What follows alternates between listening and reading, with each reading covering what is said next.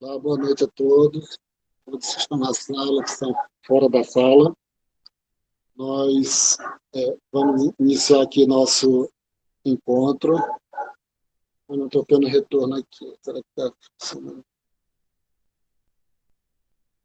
Iniciar aqui o nosso encontro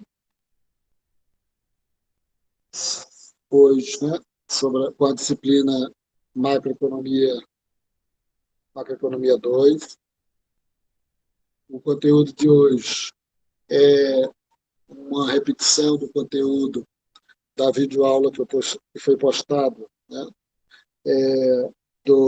na semana passada. Eu não fiz encontro síncrono, deixei a videoaula, né, do semestre anterior, junto com a atividade. E aqui hoje nós vamos repetir o mesmo conteúdo, apenas mudar de autor. E no encontro passado foi feito, no encontro passado não, né, na videoaula passada que eu postei, da disciplina anterior, era baseada no livro do Olivier Blanchard. Hoje, né, aqui o encontro é baseado no capítulo do Mankiw, capítulo 14 do livro dele de Macroeconomia. O título é esse, né, o título do capítulo é Oferta Agregada e o trade-off entre inflação e desemprego no curto prazo. Ele trata a primeira parte, né, do capítulo sobre a oferta agregada, mas nós já vimos, né, em algumas distribuído em vários encontros anteriores, não de forma concentrada, mas em vários encontros anteriores a discussão sobre a oferta agregada. Vou passar um pouco rápido aqui sobre a questão da oferta agregada para nós, né, podermos chegar na parte que é mais central, não que a outra seja menos importante, mas central em termos de percurso, né, da exposição do conteúdo, que é sobre a relação entre inflação e desemprego no curto prazo. Então, vamos lá. O conteúdo, o capítulo, né, é organizado basicamente aí, numa exposição a respeito, né, da ideia de oferta agregada. Né, e quando fala de oferta agregada, né, aí vem um pouco trazendo, né, aquilo, né, das origens ali do final do século XIX, né, do modelo clássico, a respeito, né, do funcionamento da economia, e posteriormente, como eu falei, vai para a relação entre inflação e desemprego. Então vamos para a primeira parte aqui. Né? Aqui ele faz primeiro uma introdução. Nos capítulos anteriores, né, tinha os pressupostos, né, de que o nível de preço era fixo no curto prazo, e a gente viu isso, né, no conteúdo anterior, tanto no livro do Blanchard quanto no próprio capítulo do Mankiw, a respeito dessa questão dos preços serem fixos no curto prazo, implicando que uma curva de oferta agregada horizontal, à medida que a economia não tem como se ajustar automaticamente, né? Então, para um dado nível de preço, você tem sempre, né, tem uma determinada quantidade, né, ofertada. Agora, consideramos duas situações, né, da oferta agregada no curto prazo, com os preços fixos, né, os preços rígidos, que a gente viu não no material passado, né, mas há 15 dias, a gente tinha visto toda uma discussão sobre a questão da rigidez dos preços. E, por outro lado, está dando um modelo que ele chama de informação imperfeita, tá, com a possibilidade de ajuste, né, dos preços. E aí que vai estar o diálogo, né, a conversa entre a questão do papel, né, do ajuste do curto prazo e do longo prazo. Então, ele começa, né, fazendo a exposição, né, do primeiro, tá?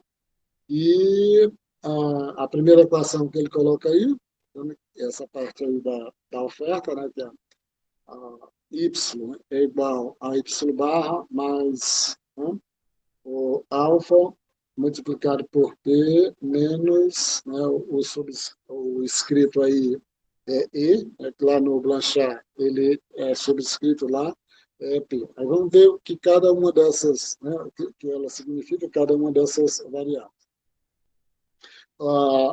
O Y é a produção agregada, né, ou oferta agregada, e toda vez que a gente tem essa relação aí, como a gente via, né, lá na parte do ISLM, você tem, né, de um lado a oferta agregada e do outro lado você tinha a demanda.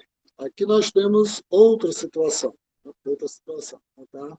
A questão de causalidade, o que determina o que é aqui. Então, a produção ela é igual o nível de produção natural, e esse conceito de produção natural, aí também você pode para o lado do desemprego, né? Desemprego natural, etc. Também ele se passa a ser central, desde, né, do aula passada, né?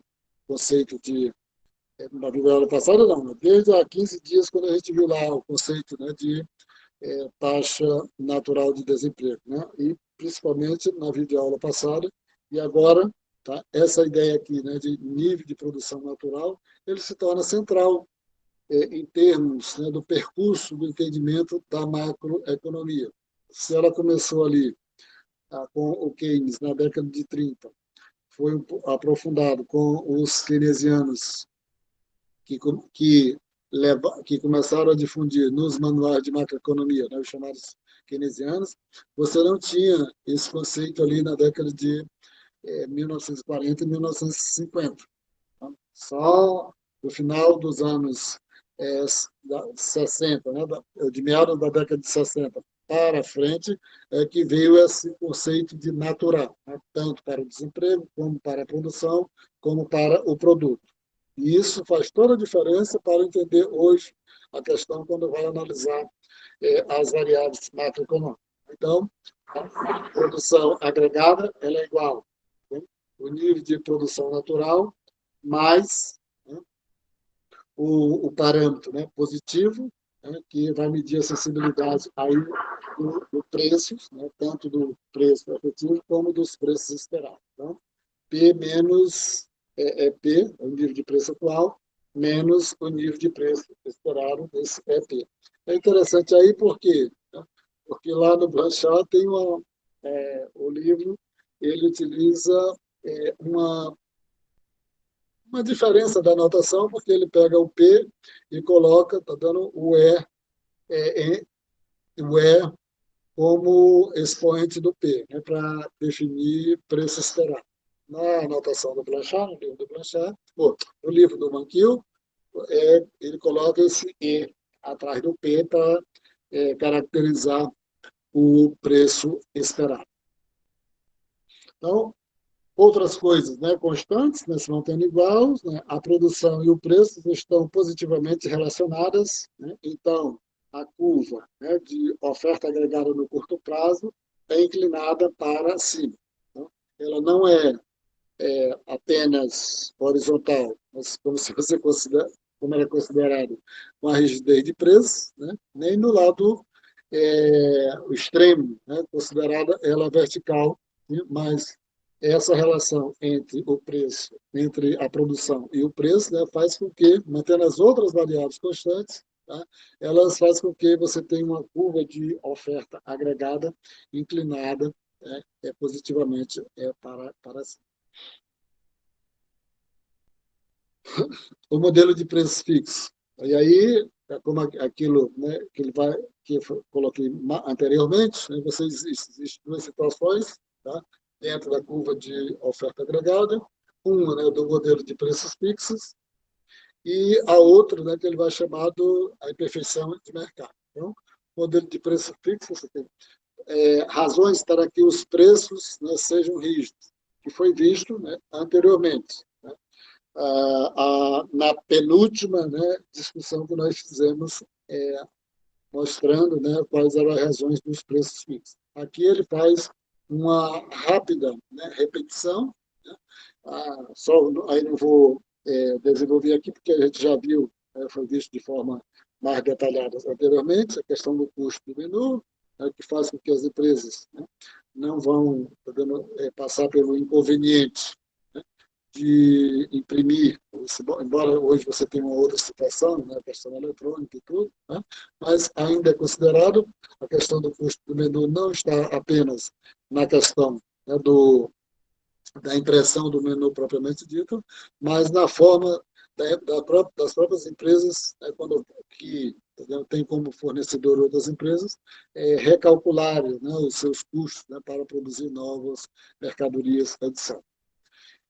Também empresas que não desejam incomodar, né, os clientes com frequentes mudanças nos preços, onde a pessoa, né, se programa para determinados gastos, e isso faz toda a diferença quando você tem um preço, né, por muito tempo, faz com que os clientes tenham uma certeza a respeito, tá vendo, de quanto vão despender adquirindo, né, bens ou serviços, né, daquelas empresas. E essa posição, né, as empresas definem seus próprios preços, por exemplo, como na competição monopolista. E aí, é, vai só colocar aqui uma, essa situação, né, dos preços rígidos na equação. O preço desejado, né, da empresa individual é igual ao preço efetivo, né, mais, né, aí o parâmetro, né, multiplicado pelo produto, né, o produto real ou o produto efetivo, menos, né, o produto esperado. Onde, né, sempre o parâmetro aí, ele é maior do que zero, né? Suponha, né, dois tipos de firmas, né, empresas com preços flexíveis, né, define os preços, né, como acima, e empresas com preços rígidos, né, devem definir seus preços antes de saber como, o preço e o produto ficarão. Ele faz, né, é interessante, também a diferença, que eu já estava dizendo que essa parte aqui é só repete, mas ele faz uma explicação um pouco assim escrita, né, no capítulo, né, bem um pouco longa a respeito dessas duas situações, né, esses dois tipos de preço, né, como é que elas definem o seu preço, né, quando os preços são flexíveis, e quando elas definem os seus preços quando eles são rígidos. Para um pouco, né, dialogar a respeito. Aí eu vou só antecipar a questão aqui, que ele está querendo mostrar essa questão, né, da curva de oferta agregada para o curto prazo e para o médio prazo, tá, à medida que no curto prazo e os preços sendo rígidos, né, ela tem um comportamento. E no longo prazo, em os preços se ajustando, né, aí você vai para aquela discussão de que mudanças na demanda agregada, né, não teriam impacto no produto. Então, na primeira situação, com os preços flexíveis, né, as empresas definem os preços como na equação, né, de cima. Né, o preço desejado é igual, né, os preços, né, igual ao preço, né, mais, né, a, o parâmetro, né, multiplicado pela produção efetiva menos, né, a produção esperada. Aí, dependendo da situação, quando a gente vai ver, quando incorporar a questão das expectativas, né, aí vai verificar. Primeiro, ele vai assumir que essa situação aí seria zero, e o que seria central aí na determinação, né, do preço desejado seria o preço, né, propriamente dito. Mas depois, tá, quando no médio prazo, aí vai incluir, tá, vai dar importância à produção, né, tanto a produção atual quanto, né, a produção esperada. E quando os preços são rígidos, né, o preço desejado é igual o preço esperados, né, mais, né, a produção esperada, né, a produção esperadas, menos, né, a produção, aqui não teria esse ano, né, é a produção, né, esperadas, menos, né, a produção da a produção esperada, que é igual em cima, né? O Y, né, menos a produção esperada. Aqui tem um E.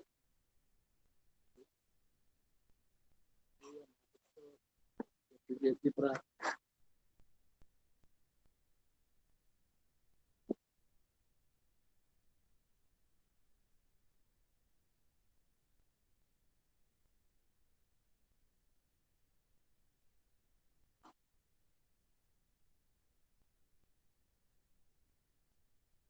tá. Então, só repetindo aqui, que aqui eu falei de forma errada, né, equivocada, só corrigindo. Tá? Na equação de baixo, quando as empresas têm os preços fixos, né, o preço desejado da empresa é igual ao preço esperado, que é diferente lá de cima, que é igual ao preço efetivo, né? Mas, né, lá em cima é a produção menos, né, a produção natural.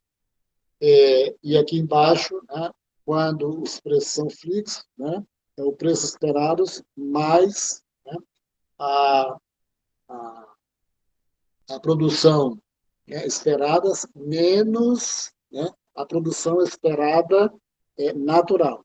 E esse natural aí é que faz a diferença. Né? E aqui eu cometi um equívoco, está tendo um erro, é porque eu falei anteriormente, né, da importância que tem a questão do conceito de natural, tanto do produto natural como da taxa de desemprego natural, e eu estava falando aqui, tá vendo, que era produto esperado, tá? Aí é produto esperado natural. Só repetindo, né, que a diferença, né, quando os preços são flexíveis, o preço desejado da empresa é igual ao preço, né, mais, né, aí leva em consideração o produto menos o produto natural. Quando os preços, né, são rígidos, né, leva em consideração o preço esperado mais, né, a produção esperada menos a produção esperada natural. Aqui só repetindo, né, aqui quando os preços são fixos, né, suponha que as empresas, né, de preços fixos esperam que a produção seja igual à taxa natural. E aí aqui, se elas esperam, né, que a produção, né, seja igual à taxa natural, significa que isso aqui será zero, né? Então o preço desejado, quando os preços, né, são fixos, né, o preço desejado é igual ao preço esperado. O que tem, né, de central aí quando fala de preço esperado? Porque a gente já vai se aproximando para um conceito mais central, que combina, né, que combina produto natural, desemprego natural, com a ideia de expectativas. Então, quanto a gente falando, tá, nessa ideia do preço esperado, produto esperado, etc., tá vendo? É bom, tá vendo, e se acostumando para colar logo, né, para se aproximando da ideia do conceito de expectativas. Conceito de expectativas. E, né, aqui ele trata dessa questão aqui, né, as expectativas adaptativas e as expectativas racionais. Mas, está vendo aqui, a gente não está falando de expectativas, está falando a questão dos preços, né, especificamente do preço esperado. Dando o preço, né, desejado sendo igual ao, em o preço desejado sendo igual ao preço esperado quando o produto esperado for igual ao produto esperado natural, né, aí você vai, né, já pode ir por algumas adaptações, né, algébricas para derivar a curva de oferta agregada. Né? Primeiro, encontra uma expressão para o nível geral de preço. E é importante verificar a palavra nível geral de preço. E a gente vinha falando aqui, tá, de preços. Né? preço é igual, né? Preço é igual. E quando ele vai falar para essa questão, tá, do nível geral de preço, tá, é justamente para você, tá, ir saindo da ideia do preço especificamente, né, para o nível geral de preço, que, em outras palavras, né, seria a questão da inflação, que vai servir, né, lá na segunda parte do capítulo, para a discussão da curva de Phillips, da relação da inflação com o desemprego. Por isso que é necessário você sair da ideia, né, de preço, né, para utilizar, tá, a categoria, né, utilizar a variável nível de preço, porque justamente isso, né, você chega no momento que, que o nível de preço é quase como substituto do conceito propriamente dito de inflação. Só para explicar o sentido dessa ideia, né, de que primeiro encontra a expressão geral para o nível de preço, porque o que interessa aqui no capítulo é a inflação, e não o preço propriamente dito, quando a gente estava lá naquelas situações. Como é que é determinado os preços, né, pelas empresas? Aí os marcadores de preço. Então, lembro lá que era principalmente, né, o salário nominal, depois, né, de várias, é, adaptações algébricas, né, principalmente o salário real. Então, aí, tá dando, como o importante aqui é chegar lá na questão, né, do nível geral de preço, né, aí ele agrega mais, tá dando um componente, é mais uma variável, né, é um S, né, que é a fração de empresas com preços rígidos. Qual é a contraparte, né, da fração de empresas com preços rígidos? São as outras empresas, né, na situação, tá vendo, de preços, né, flexíveis, né, que aqui eles chamam, né, com capacidade, né, de determinar os preços.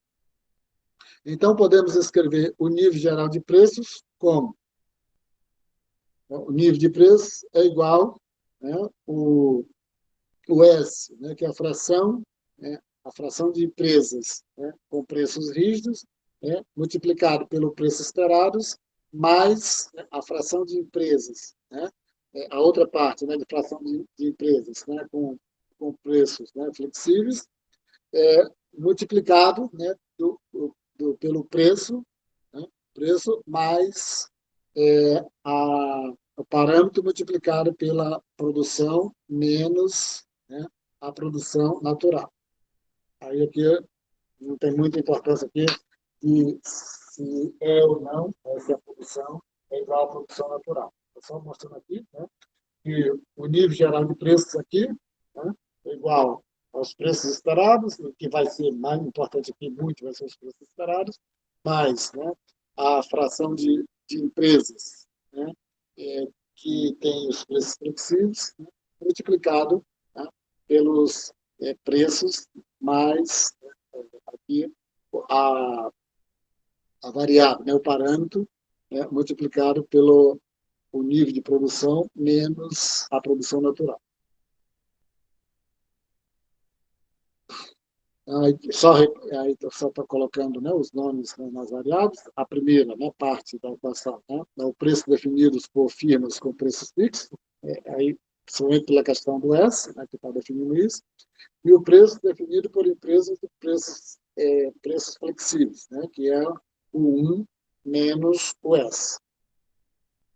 Então, subtraindo, né, a fração de empresas, né, com preço flexível multiplicado pelo P, né, pelo preço de ambos os lados, aí, né, você vai ter que o preço, né, o preço das empresas, né, com preços fixos é igual, né, ao nível, né, de preço esperado das empresas com preços fixos, mais, né, a fração de empresas, né, com preços flexíveis, multiplicado, né, pelo a variável, multiplicando a produção menos, né, a produção natural. O que muda aqui, né, só que você teve, tá vendo, a, a subtração aqui de ambos os lados, né? E aí, tanto de um lado como do outro, você tem aqui dando importância para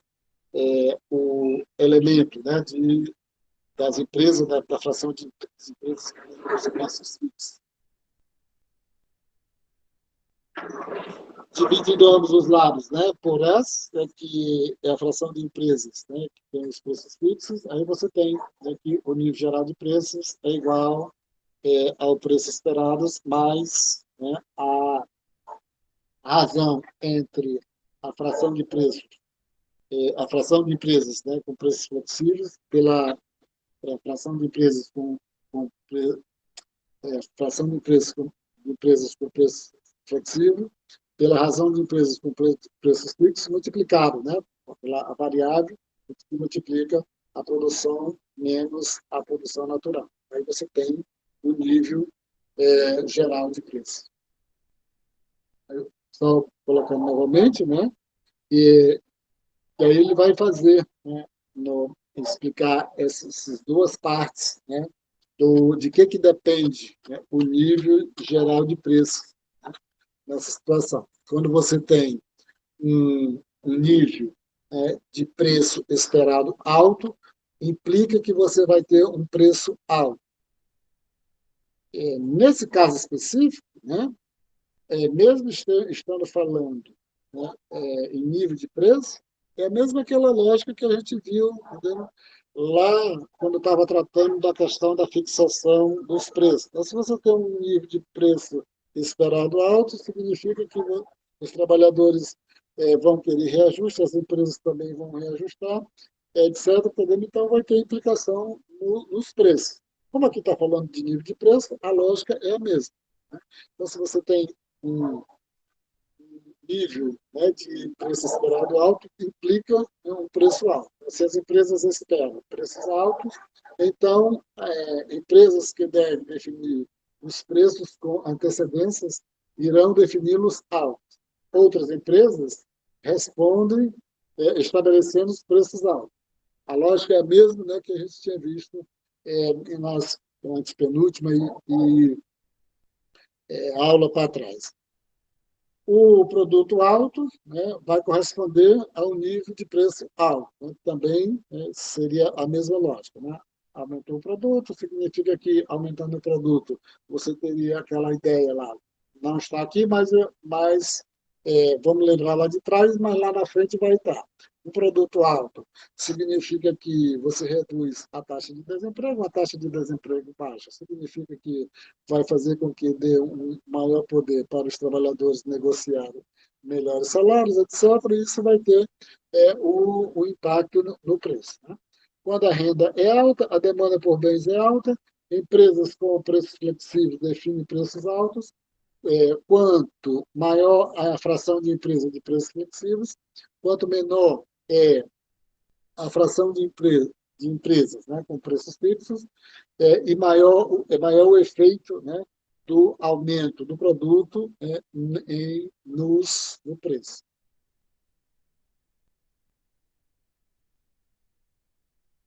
Aí, né, continuando, né, com a, a equação geral, né, que define o nível de preço, né, finalmente, né, para derivar a curva de oferta agregadas, né, resolve tudo para o produto, né, e que é aquilo que a gente já tinha feito anteriormente. O produto é igual ao produto natural mais o preço menos o preço esperado. E é interessante, aí, tá vendo que o que interessa aqui, foi só aquela passagem da questão do preço para o nível de preço, porque o que vai ser utilizado lá na frente, né, na famosa, né, curva de Phillips, interessa é o nível de preço, tá? E pode também ser entendido como dando o conceito de inflação, onde, né, a variável aí, né, é a relação entre a fração de empresas com preço fixo e a relação, né, de empresa em o A é igual, né? O S, que é a fração de empresas, né, com preços fixos, né, em relação às empresas com preço flexível. É maior do que zero, né? Porque para que ele vai afetar, né, para mais ou para menos, mostrar a sensibilidade que os preços, né, têm na definição do produto. E a gente poderia ficar aqui, tá vendo, com aquelas mesmas relações, tá vendo, até onde ficou, tá vendo, o, como é que os preços, né, pode afetar ou não o produto, dando aquelas relações lá do modelo e essa aliança. Só que aqui, né, eles vão incorporar, né, a questão da inflação, que está se referindo ao nível de preços, a questão das expectativas e, né, a relação, né, do nível de preços e o desemprego, ou a inflação e o desemprego. Por isso, né, é que, né, a gente um pouco, né, esquece o que foi visto anteriormente, porque talvez, né, assim, vocês vão encontrar em alguns autores, tá vendo, que não são tão simpáticos. É só deixar isso bem, tá vendo, frisado. Né? Alguns autores que não são simpáticos a esse tipo de abordagem, significa que eles vão enfatizar mais aquilo que já foi visto, né? é, em termos, tá vendo, de o que é mais importante, tá vendo, para influenciar o produto. Né? A questão dos preços, né? A questão de mudanças na demanda, etc. Aqui é mais centrado nessa questão da oferta agregada, tá? Que é adstrita, tá, uma determinada vertente, né, do pensamento econômico, que foi mais elaborada pelo Milton Friedman, tá, que dá essa importância muito grande ao conceito aqui, né, de nível de preço, e preços esperados, nível de preço, inflação, relação com o desemprego, embora, né, originalmente, quando surgiu, né, essa, o conceito, né, de curva de Phillips, que faz a relação entre a inflação e o desemprego no final da década de 1950, né, você ainda tinha, tá dando, o elemento da demanda como central. No entanto, a partir do momento que foi adaptado, né, o conceito da curva de Phillips para dentro, né, da vertente, né, da teoria macroeconômica do Milton Friedman, aí você tem a importância grande, né, da oferta agregada como um elemento explicativo, né, das variações, né, das flutuações econômicas. Aí ele passa, né, para o outro ponto, né, dizendo como é que as empresas, né, se ajustam, né, com um modelo de informação imperfeita. Né? Então, até agora foi visto, né, basicamente, tá, a respeito das empresas, né, com a ideia dos preços fixos, né, dos preços fixos. Mas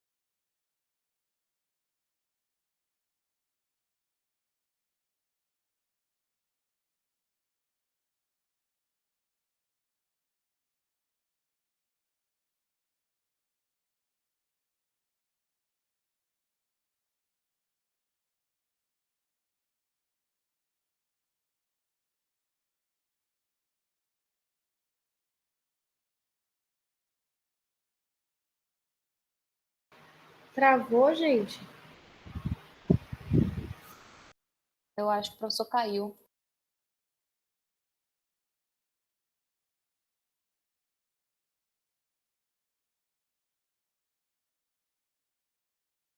Será que ele viu que caiu? Porque ele fica concentrado, né? Essa é uma boa pergunta. mas eu não lembro se dá um aviso sonoro o Google Meet quando cai a conexão, eu acho que sim.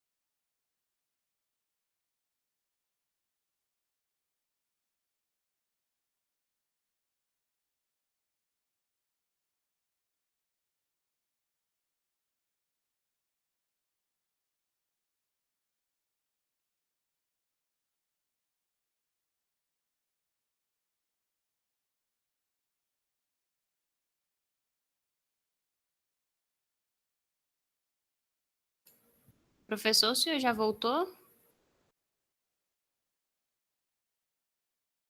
Eu tô vendo só o slide mexendo.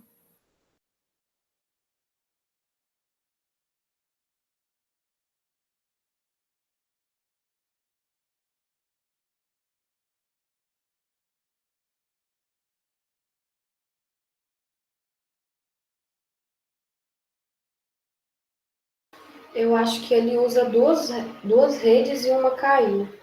É, eu acho que sim. Não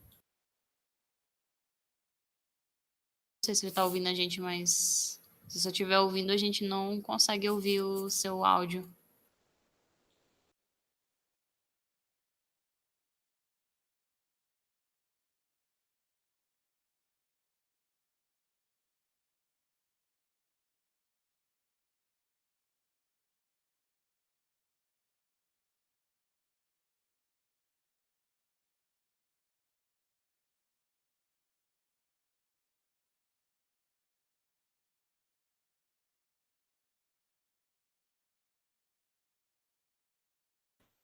Oi, a minha conexão tinha caído do som, não foi isso?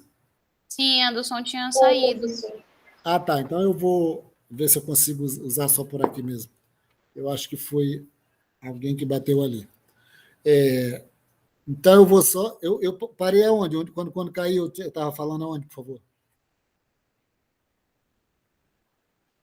Você pode voltar aos slides um pouquinho para a gente ver? Tá baixo aqui, deixa eu aumentar o Estava som no aqui. modelo de preço fixo. Hã?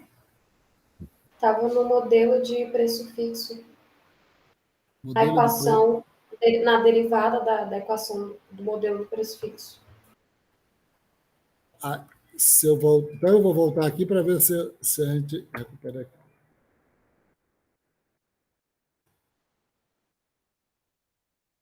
Aqui é, né? Isso, professor.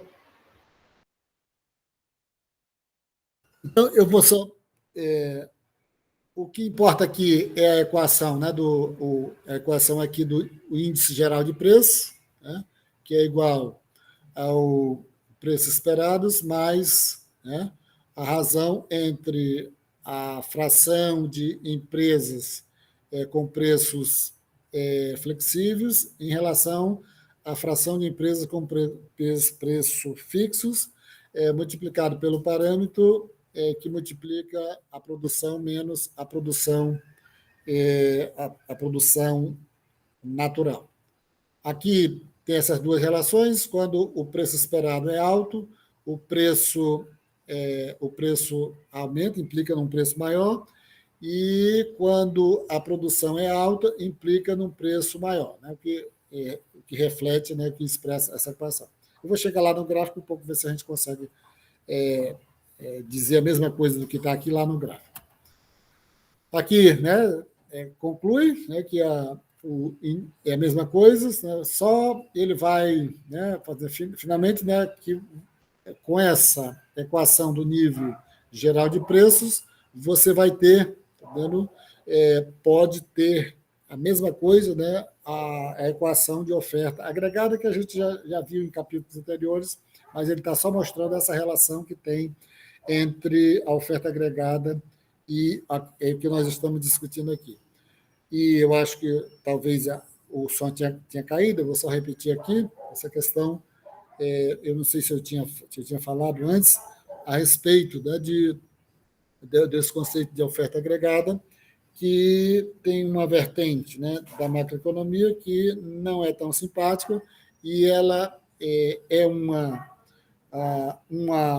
estrutura analítica, né, que é dentro, basicamente, né, da teoria do Milton Friedman, tá, e que vai ser também, né, depois absorvida, né, pelos economistas, né, da macroeconomia nova clássica, etc., mas um conjunto de autores que se aproximam mais, né, de Keynes, né, seja os neo-keynesianos, seja os pós-keynesianos, eles não são simpáticos essa ideia aqui, tá dando de você analisar as flutuações econômicas pelo lado da oferta agregada.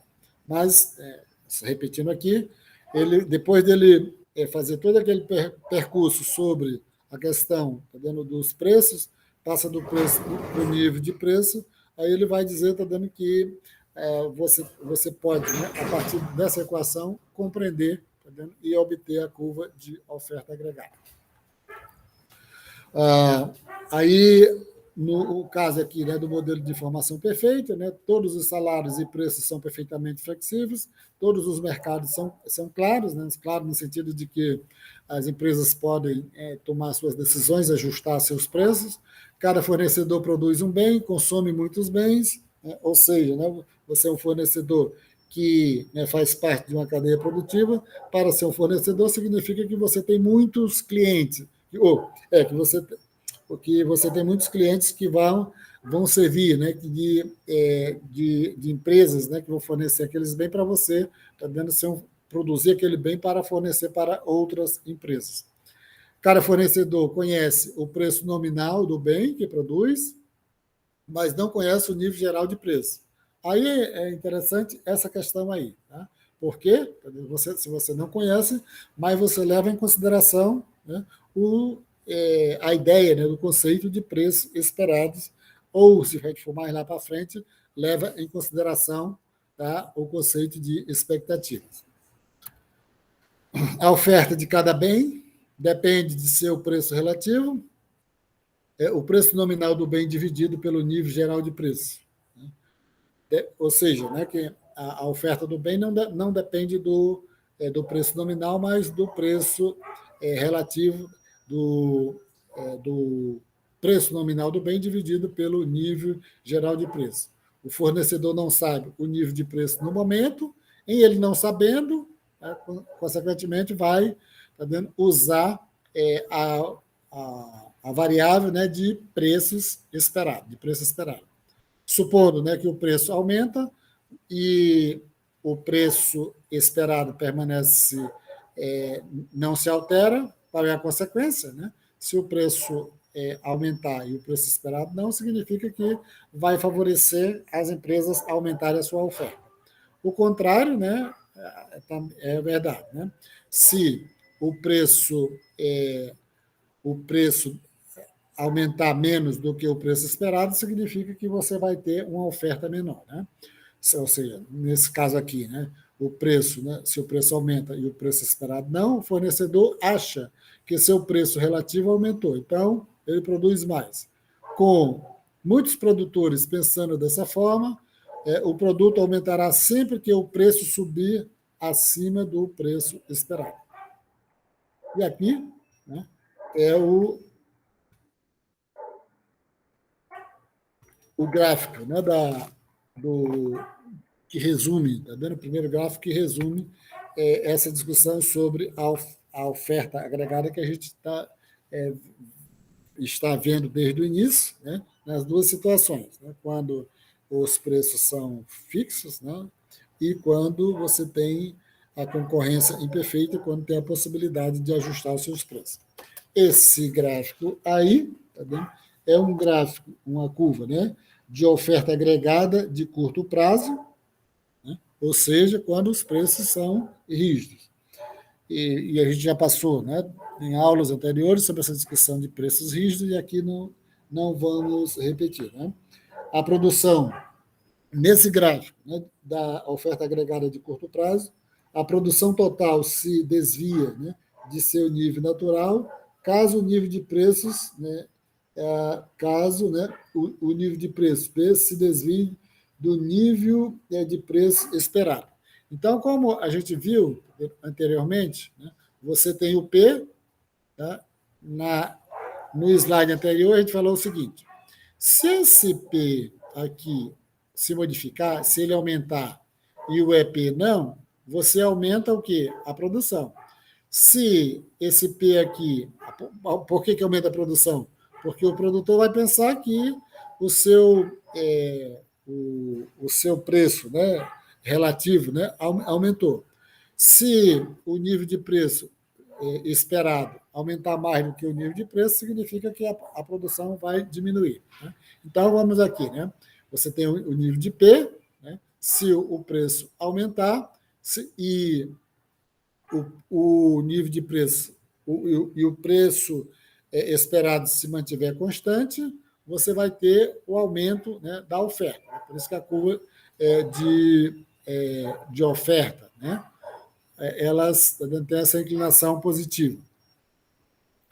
Se o nível de preço, né, reduzir, né, ou seja, se o nível de preço for menor do que o nível de preço esperado, significa que a oferta vai diminuir. Aqui você tem duas curvas, né? A vermelha, que é a curva de oferta, né, no curto prazo, né, e você tem a curva de oferta no longo prazo. Então, ambos, né, os modelos da oferta agregada implica a relação resumida pela curva e a equação de oferta agregada no curto prazo. Aqui, entendendo, lá na frente ele vai, né, um pouco utilizar essa ideia aqui. Né? Aqui nós estamos usando, né, a mesma ideia, né, do modelo clássico, né, de ajuste, né, da economia, né, de que no curto prazo, tá? Você tem essas modificações, pode se modificar, mas no longo prazo, tá? Tudo volta para o mesmo ponto. Aqui você tem, tá vendo, um outro gráfico, tá? Que é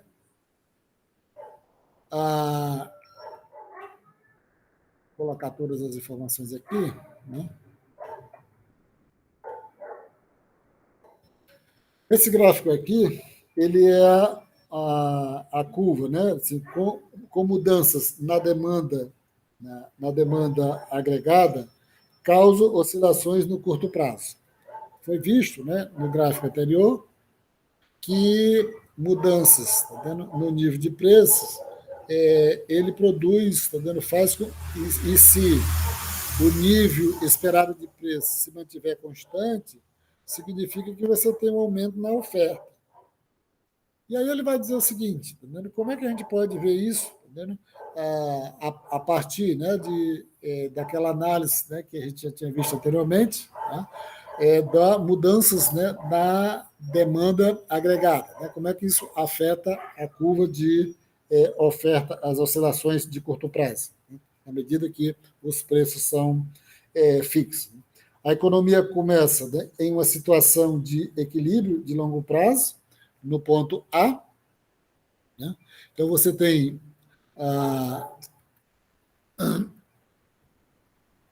só colocar aqui, está dando que o ponto A aqui, eu vou colocar o cursor aqui, onde é que seria o ponto A, né? Então, você começa, né, com um nível de equilíbrio, né, no ponto A, né, que corresponde, né, ao equilíbrio de longo prazo, que aqui você tem, né, a curva de oferta agregada no longo prazo, que é uma curva vertical. E aí você teria o quê?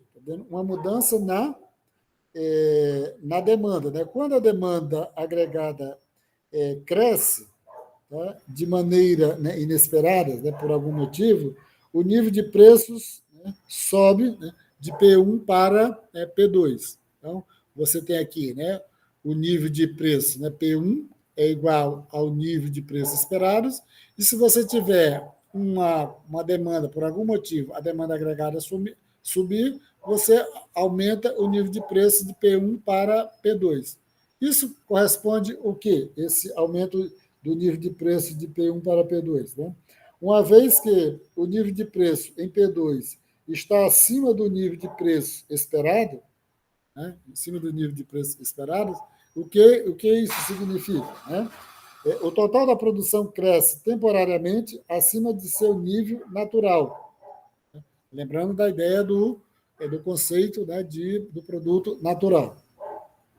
À medida que a economia se movimenta do ponto A para o ponto B, né, do ponto A para o ponto B, ao longo, né, do ponto A, que aqui imagine que o ponto A fosse aqui, do ponto A para o ponto B, ao longo, né, da curva de oferta agregada, né, de curto prazo. Feito isso, ele já mostrado aquela relação que tem, né? Quando você tem aumento da demanda agregada, isso aumenta o nível de preço, esse nível de preço está acima do nível de preço esperados, faz com que os produtores aumentem, né, a sua oferta de bens. Então, você viria aqui para um novo nível, né, de equilíbrio, que corresponderia aqui, está dando uma quantidade de produto aqui de Y2, né, quantidade de produto de Y2.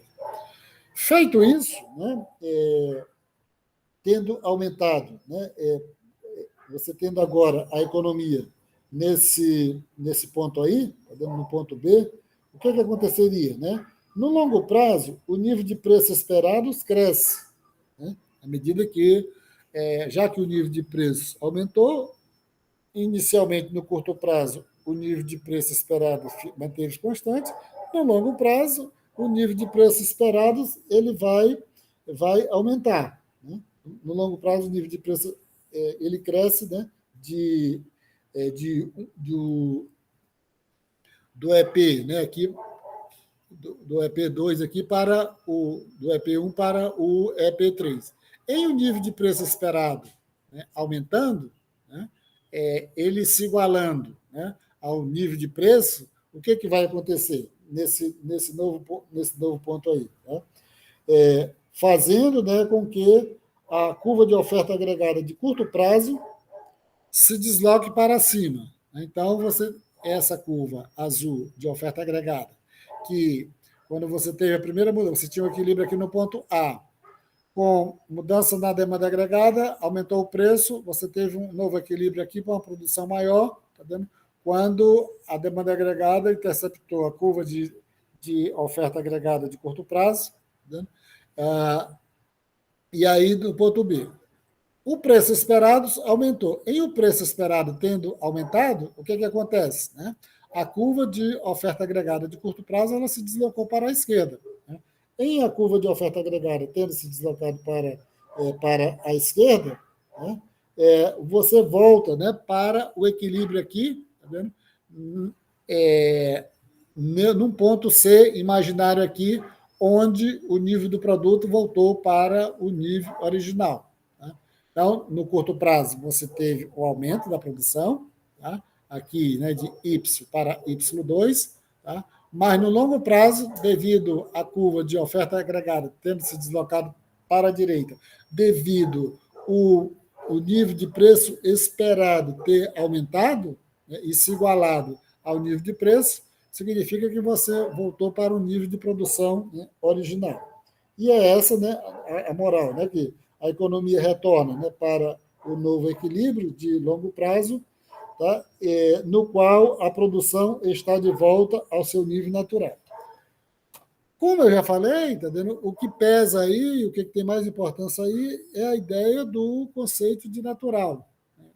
Você tem produto, um nível, né, de preço de produto natural e sempre a economia está flutuando aí. Quando a gente estava na antepenúltima aula falando, né, do conceito de desemprego natural, né, de que o nível de desemprego efetivo sempre gravita, sempre flutua em torno do nível de desemprego natural. Aqui, quando a gente está agora falando do produto natural, né, significa que todas essas movimentações, trabalhando aqui, analisando as flutuações a partir, né, pela curva de oferta agregada, ele sempre vai mostrar que há uma mudança no curto prazo, e só que no longo prazo isso vai fazer com que a economia volte para o nível de produto natural. Vai servir também lá para frente para a questão, né, quando incorporar o conceito de expectativas adaptativas. E aqui, né, inicia a segunda parte, né, que é o referente à relação entre inflação, desemprego e curva de Phillips. Da videoaula passada, né, aí eu tem uma parte mais longa, né, referente a essa questão, né, da explicação da curva de Phillips. Aqui eu vou só falar, né, rapidamente, né, qual é a ideia, né, da curva de Phillips. Né? A curva de Phillips, ela, tá vendo? Foi descoberta, né, parece que foi um autor neozelandês, né?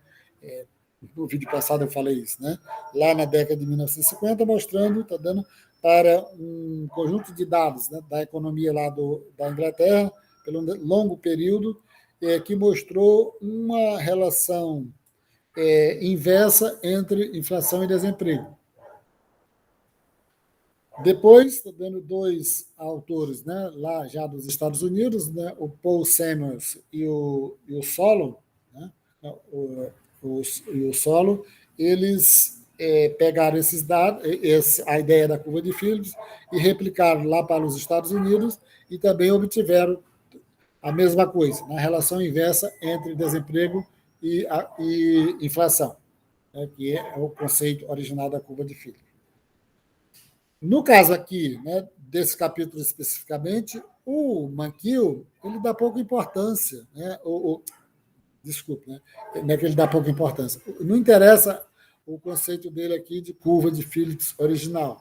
O que interessa para ele é já como é que a curva de Phillips passou a ser utilizada, né, posteriormente, né, pelos os autores, né, principalmente pelo Friedman e depois pelo Phelps, o Friedman e o Phelps, no sentido de devido às modificações, tá vendo, que começaram a acontecer, né, na curva de Phillips, em alguns momentos essa relação inversa entre desemprego e inflação ela não ser explícita, né, aí eles passaram, né, como é que eu chamo, tá dando?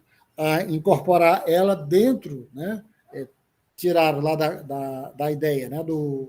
Da curva, né? De Phillips, especificamente keynesianas, na qual era possível você fazer uma escolha, né, de política entre mais desemprego e menos inflação, ou mais inflação e menos desemprego. Aí com as modificações que foram acontecendo, aí ele foi mostrando o seguinte, está vendo que essa escolha nem sempre era possível ser realizada. Tá? E aí eu vou só repetir aqui a questão do conceito, né, especificamente da curva de Phillips. Tá? A curva de Phillips, né, ela especifica, né, que a inflação depende, né, da expectativa de inflação. Aqui não mais está no conceito, mas já está se referindo ao que é utilizado aqui no livro propriamente dito. Né?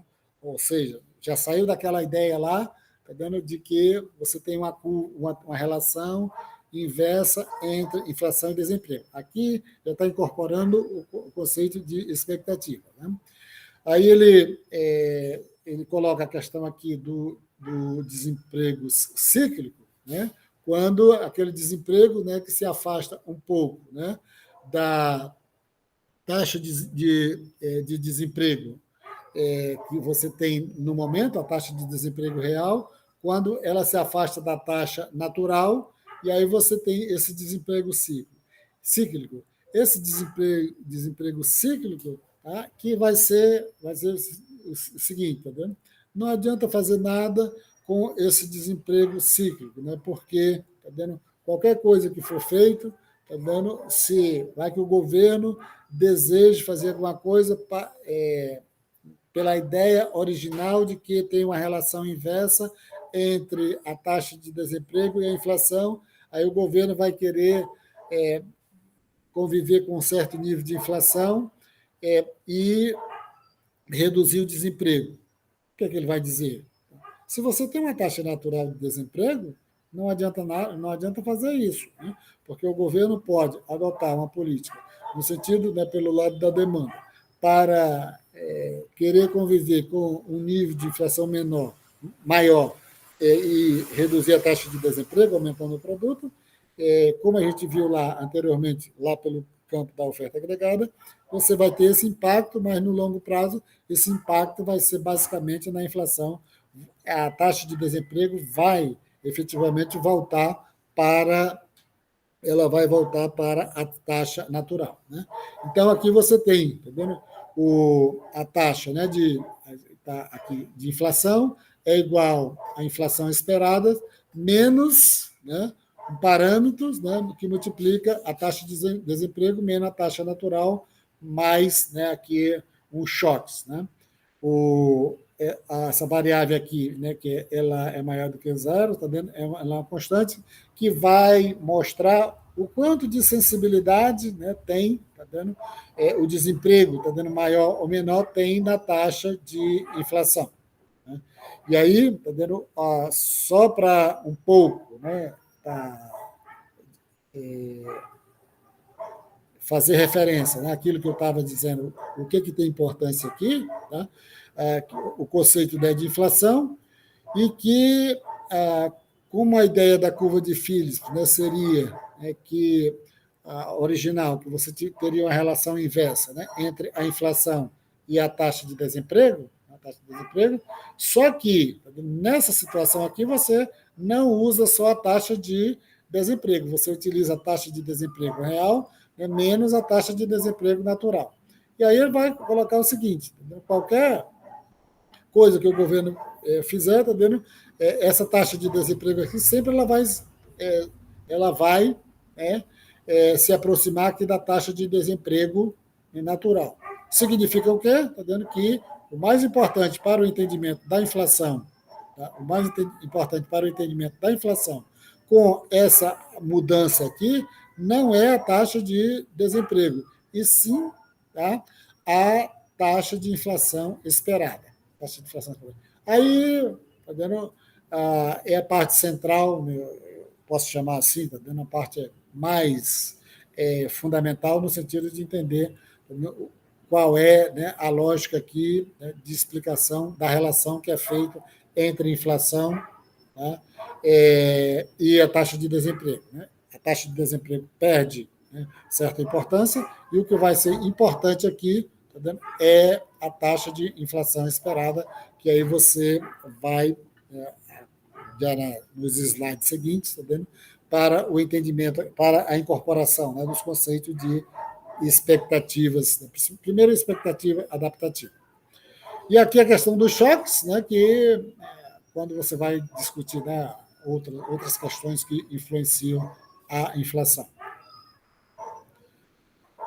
Como é que você obtém aqui, né? Então, você tem aqui aí ele faz só essa sequência aqui, isso aqui não está desse jeito no livro, né? Eu coloquei todas essas equações aqui só para entender como é que chega aqui, né? Na taxa de inflação, tá? Ela é igual, né? A taxa de inflação esperadas menos, né, a taxa de desemprego menos a taxa de desemprego natural mais, né, os choques. Aí, para ela chegar daqui, está dando um conjunto de adaptações, tá, da curva, né, a partir da curva, né, da equação da oferta agregada de curto prazo, né, que a partir dela você chega, tá vendo, na curva, né, na curva de Phillips aqui, ou seja, o que determina a inflação.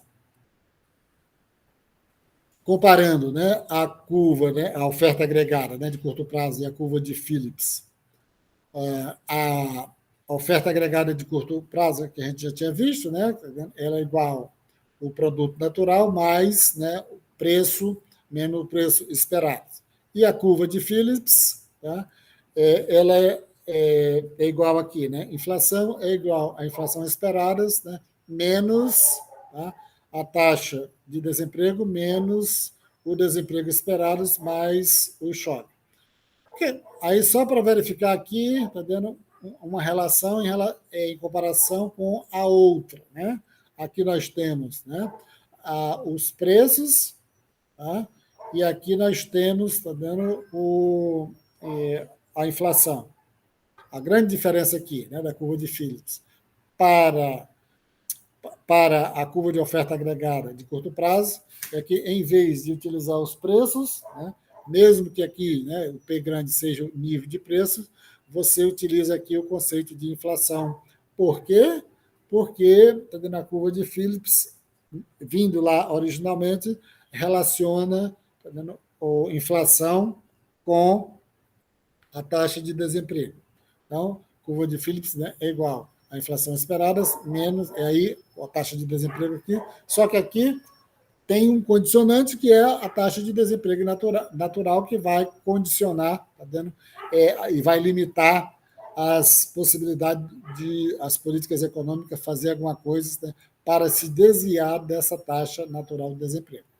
A curva de oferta agregada do curto prazo, né, o produto está relacionado a movimentos inesperados no nível de preço. Movimentos inesperados no nível de preço. A curva de Phillips, o desemprego está relacionado com movimentos inesperados na taxa de inflação. Tá? Você tem a taxa de inflação é igual, né, à inflação esperada. Aqui, na curva de Phillips, o que vai, né, vamos dizer assim, o que vai, né, ser mais, né, determinante aqui são as modificações, né, que vai ter na inflação que vão impactar, tá dando na taxa de desemprego. Já aqui, né, na curva da oferta agregada de curto prazo, tá, o produto, né, como é que o produto vai ser impactado, tá, em função de modificações inesperadas no nível de preço. Como, né, está sempre, né, relacionando aqui com mudanças no produto, né, na curva da oferta agregada de curto prazo, da mesma forma, aqui embaixo, quando você vem para a curva de Phillips, né, se a taxa de desemprego ela tem um impacto, né, que a gente viu lá atrás, está dando no produto, né, se uma menor, né, taxa de desemprego significa que tem mais gente empregada. Se tem mais gente empregada, você vai ter um produto maior. Então, de qualquer forma, tá vendo? Você pode verificar, né, e entender, tá vendo, que tanto a curva de oferta agregada no curto prazo quanto a curva de Phillips, ambas, né, explicam, tá dando, as flutuações no produto, né, a partir, né, de mudanças, né, no nível de preço. Só que, tá vendo? Na curva de oferta agregada, você vê diretamente mudanças, né, no nível de preço, tá, como é que afeta o produto. Na curva de Phillips, você vai ver como mudanças, né, na taxa de inflação, né, que vai afetar o desemprego e, consequentemente, afetando o desemprego, afeta o nível do produto. Aí ele vai, né, que nem, só para colocar aqui, está dando que nos dois, está dando você tem, que eu não tinha falado em nenhum momento aqui, tá? Nível de preços esperados e nível de inflação esperada. E aqui vem, tá vendo, o conceito, né, do Friedman, especificamente friedmaniano, né, de expectativas adaptativas. Né? As expectativas adaptativas, né, uma abordagem que pressupõe que as pessoas formem suas expectativas de inflação futura com base na inflação observada recentemente. A gente pode dizer várias coisas aí, né, com o conceito de expectativas adaptativas. Mas o que interessa aqui é só dizer o seguinte, tá vendo? Como os agentes econômicos, né, devido ao conceito de expectativas adaptativas, significa que mudanças no curto prazo, né, faz com que, já que os agentes se adaptam às mudanças que vão acontecendo, mudanças no curto prazo, né, na demanda agregada, por exemplo, no nível de preços, vai ter mudanças na oferta, né, porque os agentes econômicos vão se adaptando. Aí está de acordo com aquela ideia, né, de que mudanças na demanda agregada têm um efeito no produto, né, no curto prazo, mas no longo prazo não. Aqui, vai ser reforçado, vai ser concretizado isso pelo conceito de expectativas adaptativas. Né? Se tem uma mudança no preço agora, né? Os agentes não mudaram, não modificaram as expectativas, tá? Mas no período seguinte eles vão, tá dando, adaptar, tá dando, né, os seus cálculos, né, de inflação, tá dando, inflação futura de expectativas, em função da inflação passada. Como é sempre em função da inflação passada, sempre mudanças na demanda vai ter um impacto, né, na oferta, né, no curto prazo, não na demanda. Então, essa é o grande, né, efeito explicativo do conceito de expectativas adaptativas. Uma versão, né, simples, né, da inflação, né, esperada, que é igual à inflação real, passada. Né? Então, você tem a inflação esperada, ela é sempre igual à inflação do ano passado, a inflação do ano anterior. E isso, né, que reforça a ideia. Né? Então, você tem a inflação de hoje, é sempre, né, em função da inflação passada, aí os agentes econômicos vão sempre adaptando. A inflação de hoje, se a inflação do ano passado foi 10%, significa que os agentes econômicos já incorporaram, né, o cálculo de que a inflação, tá, desse ano vai ser 10%. Mais, né, os efeitos, né, que você tem, tá vendo, no ano em questão. Se a inflação desse ano foi 15%, significa que eles vão ter uma expectativa de que a inflação, né, lá de 2022 seria de 15% e assim por diante. Né? Então, em função, né, da ideia, né, de que a inflação do ano atual ela é igual à inflação passada, então você fica, né, que a inflação, né, atual, né, ela é igual à inflação passada menos, né, a taxa de desemprego, menos a taxa de desemprego natural, mais, né, os choques, né, que tem na economia.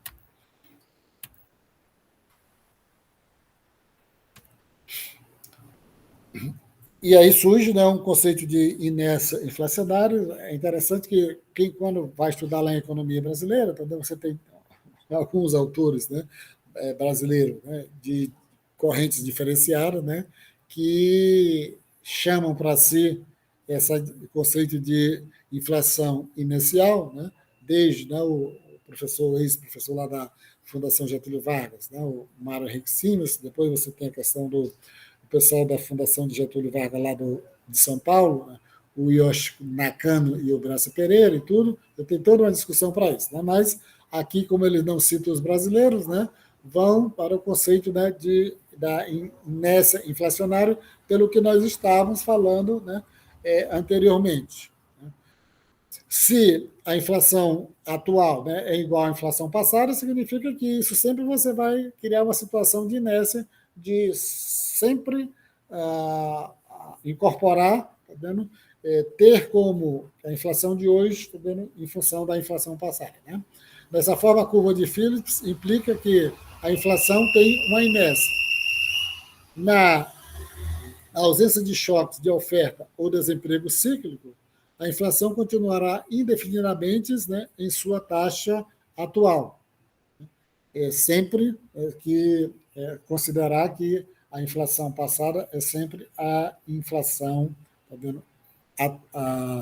Que a inflação de hoje é sempre igual à inflação passada. A inflação passada influencia as expectativas de inflação corrente, que, por sua vez, influencia os salários e preços que as pessoas estabelecem. Então, se a inflação passada foi de 20%, por exemplo, significa que todo mundo vai achar que a inflação de hoje também vai ser 20% e todo mundo vai fixar seus preços, né? Exigir salários que sejam um pouco de acordo com a inflação passada. Aí vem a ideia da inércia inflacionária, que é igualzinho ao conceito da física, né? A inércia do corpo em movimento. As duas cláusulas, né, para a inflação crescente, né, e decrescente, né, considerando a ideia da inflação passada. A inflação de custos, né, a inflação, né, resultante de choques de oferta, né, que está relacionado lá com a última variável V, choques adversos de oferta normalmente aumentam os custos de produção e induzem as empresas a aumentar os preços, empurrando a inflação para cima. Né? É como se alguém estivesse analisando. Né? Hoje, o mundo de hoje, não só no Brasil, mas em várias partes do mundo, que é muito associado, né, o movimento de inflação atual, muita questão de inflação pelo lado da oferta. E a inflação de demanda, inflação resultante de choques de demanda, choques positivos da demanda agregada faz com que o desemprego caia abaixo de sua taxa natural, o que puxa a taxa de inflação para cima. Então, tanto um como o outro, né, são choques que faz com que aumente as expectativas de inflação, mesmo, né, com o conceito de inflação inicial, que a inflação de hoje, ou do ano atual, seja em função do ano passado. Só que, em não tendo isso, né, você tendo os choques, né, a inflação pode aumentar em função dos choques. Agora, mantendo, né, a ideia de que você não tem choque, aí a inflação de hoje seria basicamente em função da inflação passada. Aí o gráfico, né, da curva de Phillips, né?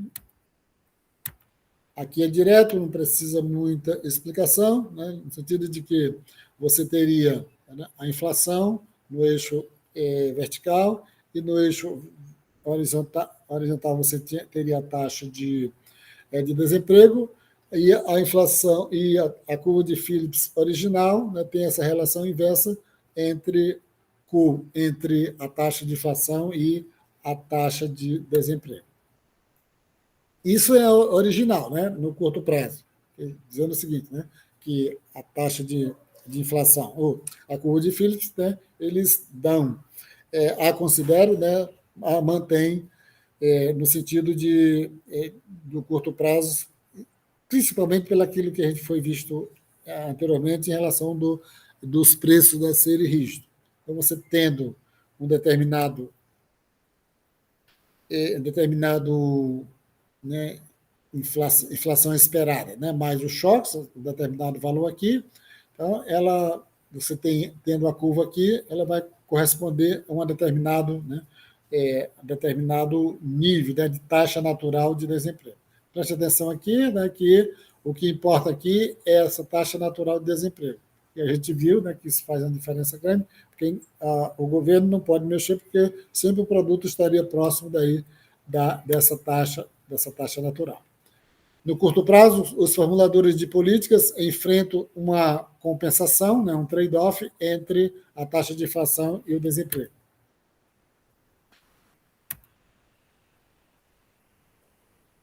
E no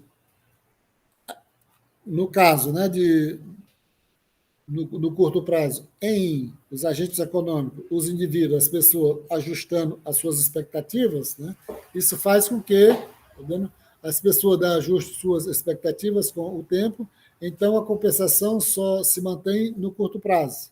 Né? Ou seja, de que uma mudança, né, na taxa de inflação, ela aumentando, você teria uma redução na taxa de desemprego. Por exemplo, né, um aumento, né, na inflação esperada, né, desloca a curva, né, de Phillips de curto prazo para acima. Então, aumentando, isso significaria o quê? Tá vendo? Que se você aumentasse, né, no curto prazo, tá, se tivesse uma mudança, né, nas expectativas de inflação, tá, significa que iria aumentar os preços, e a gente viu lá que aumentando os preços você teria a possibilidade, né, de aumentar o produto. Mas isso só tem um sentido, tá, no curto prazo. Eu vou voltar aqui de novo, né, pelo fato de que essa questão da taxa de sacrifício, né, que ele vai tratar lá para frente, né, ela não tem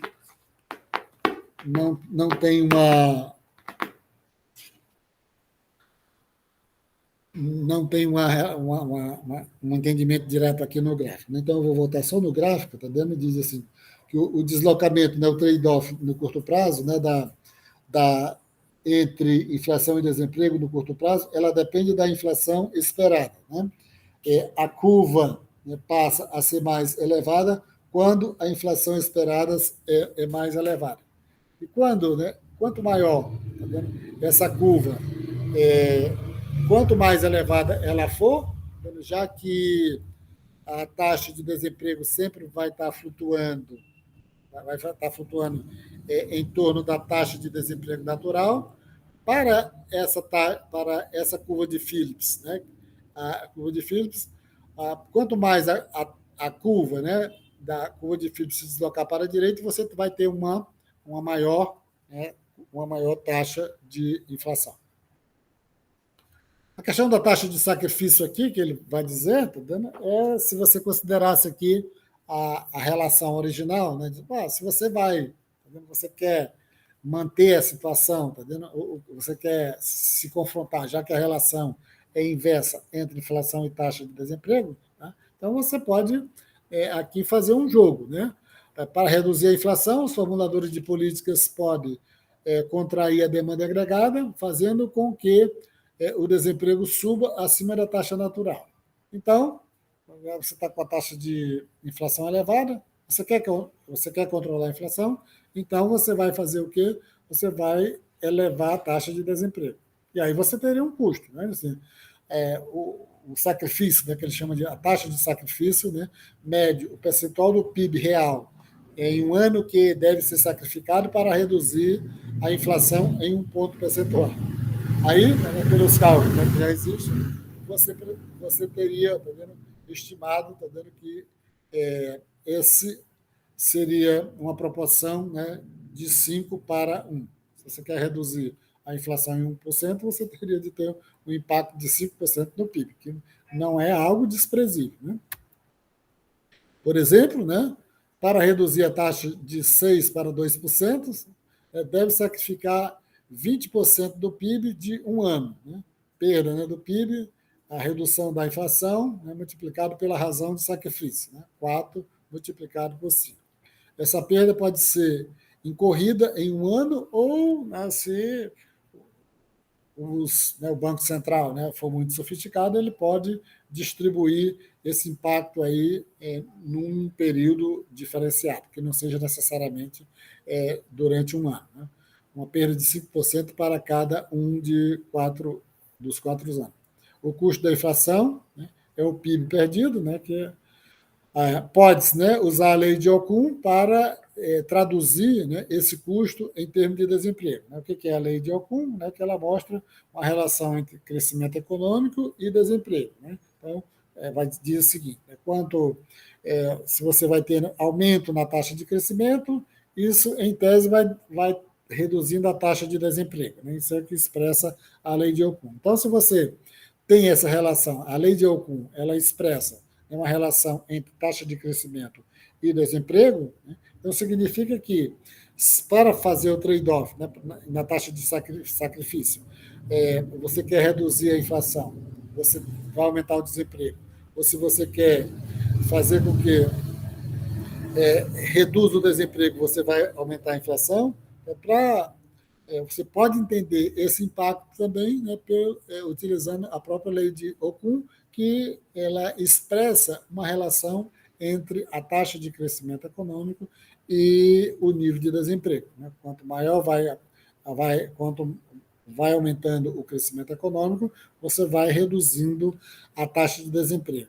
E aí tem toda uma discussão aí por trás, né, no sentido de que se a lei de Ocum vale, né, o aumento do crescimento econômico reduz a taxa de desemprego, mas tem uma discussão de que o aumento do crescimento econômico nem sempre se reflete de forma imediata numa redução da taxa de desemprego. E aí são vários fatores que explicam, né, porque que o desemprego, mesmo a lei de Ocum expressando que há essa relação, mesmo sendo válida a lei de Ocum, o que acontece na realidade é que você não tem uma redução direta do desemprego quando aumenta o crescimento econômico, ou mesmo quando ou você não tem um aumento imediato da taxa de desemprego quando a taxa de crescimento é reduzida. Aí você vem aí para o outro item, que são as expectativas racionais, né, que são formas, né, de modelar informação de expectativa. Aqui, a gente poderia dizer aqui que as expectativas racionais, né, pode ser considerada como a parte radical, né, do entendimento a respeito, dentro dessa relação da curva de oferta agregada no curto prazo e no longo prazo. Para o Friedman, pela ideia de expectativas adaptativas, significa que no curto prazo você teria um efeito, né, de mudanças, né, na política econômica, teria um efeito positivo ou negativo no curto prazo. Pelo lado das expectativas racionais, aí já não. Tá? Aí é direto que vai dizer que os agentes econômicos, com as informações disponíveis, eles calculam de imediato, e o impacto que você vai ter é apenas no nível de preço, você não vai ter nenhum impacto nas variáveis reais. Né? Então, nas expectativas adaptativas, as pessoas baseiam as expectativas de inflação futura na inflação observada recentemente. Já nas expectativas racionais, as pessoas baseiam suas expectativas com todas as informações disponíveis, incluindo informações sobre políticas atuais, né, e futuras em perspectiva. Então, como eu falei, se a pessoa quer ser um pouco direto, diz o seguinte: expectativas racionais seria uma radicalização da ideia do conceito de expectativas adaptativas, né? Porque nas expectativas adaptativas você vai, né, vai se basear nos efeitos, né, da inflação futura, né, em relação à inflação passada. Já pela ideia de expectativas racionais, não. Né? Os agentes econômicos, baseados, né, com todo aquele cabedal de informações disponíveis, eles vão reagir imediatamente a respeito da inflação futura, né? e não pela inflação passada, como de que, né, a inflação futura vai ser baseada na inflação passada. Não. Pelas expectativas racionais, as pessoas irão saber de imediato, com as informações que eles têm hoje, né, qual será a inflação futura, dado que é possível, né, eles calcular isso racionalmente por aquilo, né, pelo conjunto, né, de informações que eles possuem, que informações disponíveis.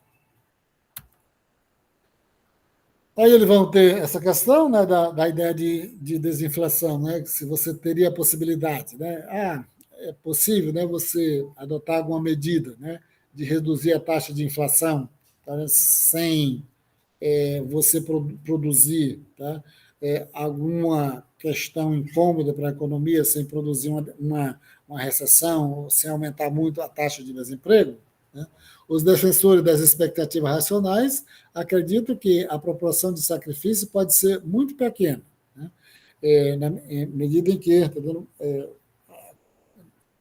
baseado naquilo que se dispõe, né? Então, supõe-se, né, que a taxa de, de desemprego é igual à taxa natural e que a taxa de inflação, né, e a inflação esperada é 6%. O que poderia, por exemplo, a ideia é baixar essa inflação, né? E supondo que o Fed, né, o Banco Central dos Estados Unidos, anuncie que fará o que for necessário para reduzir a inflação de 6 para 2%, né, o mais rápido possível, né? Sendo, né, o anúncio, né, for feito de forma bem clara, né, e com bastante, né, ênfase, né, de que isso vai ser feito, então a inflação futura cairá, está dando talvez, né, pelos 4 pontos, já que os agentes, né, eles calculam a inflação futura não pela inflação passada, mas pelas informações que eles dispõem. E o Fed dizendo, né, que vai fazer tudo o possível para reduzir a taxa de inflação futura, então os agentes econômicos já podem, né, levar em consideração a política do Fed. Isso aí é bastante controverso, né? Mas a gente está aqui se baseando na mais influente, né, teoria macroeconômica, né, que é utilizada pelos bancos centrais, né, atualmente. Então, a taxa de inflação pode cair sem o aumento na taxa de desemprego. A hipótese da taxa natural, né, a hipótese, né, dos custos, né, de desinflação e das flutuações econômicas, nos capítulos anteriores, é baseado na hipótese da taxa natural. Mudanças, né, da demanda agregada afetam a produção e o emprego apenas no curto prazo. No longo prazo, devido ao conceito, né, da taxa natural, seja da taxa natural de desemprego, seja a taxa natural do produto, no curto prazo, no longo prazo, a economia volta aos níveis de produção, emprego e desemprego descrito no modelo clássico, né, dos capítulos anteriores do Banquil, de 3 a 9, e isso, né, tanto, né, pelo a ideia do Friedman de expectativas adaptativas, como pela ideia dos macroeconomistas clássicos das expectativas racionais. O conceito de estresse aqui, tá vendo, é só para você tem aquelas situações nas quais você tem uma persistência contínua de altas taxas de desemprego e os economistas, uma parte dos economistas, não vão pela ideia de taxa de desemprego natural, vão pela ideia de estresse, de que quando a economia ela permanece muito tempo, os trabalhadores permanecem muito tempo desempregados, isso faz com que dificulte eles voltar, né, para o mercado de trabalho, arrumar um emprego, né, porque eles vão perdendo as habilidades, eles perdem o contato, etc. Tá dando? Então, a esterese vai dizer, tá dando, que você tem uma influência duradoura, né, da história sobre variações como a taxa natural de desemprego. E não vai explicar, né, persistência de altas taxas de desemprego, não pela taxa natural, mas por outros motivos de que fica mais difícil, né, quando os trabalhadores ficam muito tempo desempregados. Tem outras pessoas, né, que falam o seguinte, né, que o capital também, tá vendo? Ele pode sofrer alguns impactos, né, por permanecer muito tempo, tá vendo? Sem poder aumentar o nível de emprego. Isso faz com que, tá vendo? Não seja tão simples, não seja tão comum, tá vendo? Voltar de uma hora para outra e empregar todos aqueles trabalhadores, né, que estão fora do mercado de trabalho. E também, né, a questão da esterese, né, choques negativos, né, pode aumentar, tá vendo, a taxa natural de desemprego. A esterese, né, por choques negativos, pode aumentar a taxa natural. As habilidades dos trabalhadores, né, ciclicamente desempregados. O que é o desemprego cíclico? Né? Aquele desemprego que está fora, né, da taxa natural de desemprego. Eles podem se deteriorar enquanto estão desempregados. E eles podem não encontrar um emprego quando a recessão terminar. Trabalhadores ciclicamente desempregados podem perder sua influência na taxa de salários. Significa o quê? Está vendo que esses trabalhadores, muito tempo desempregados, ele perde o poder de negociação, e aí faz com que, tá, aqueles trabalhadores que estão empregados, eles vão aumentar os seus salários, em permanecendo com um salário maior, faz com que esse salário maior aumente, né, a taxa de desemprego, pelo que a gente viu, né, em situações anteriores. Né? Então, os, né, trabalhadores, né, desempregados, né, eles podem barganhar por salários mais altos para si próprios. O resultado, né, os desempregados, ciclicamente, né, desempregados podem se tornar estruturalmente desempregados quando a recessão, mesmo quando a recessão terminar, porque os trabalhadores empregados conseguiram emprego mais alto, os desempregados perderam capacidade de influenciar o seu salário, então isso faz com que não dê as condições de baixar os salários para que as empresas pudessem aumentar, ofertar mais emprego. Seria isso aqui, tá vendo? Nesse capítulo especificamente.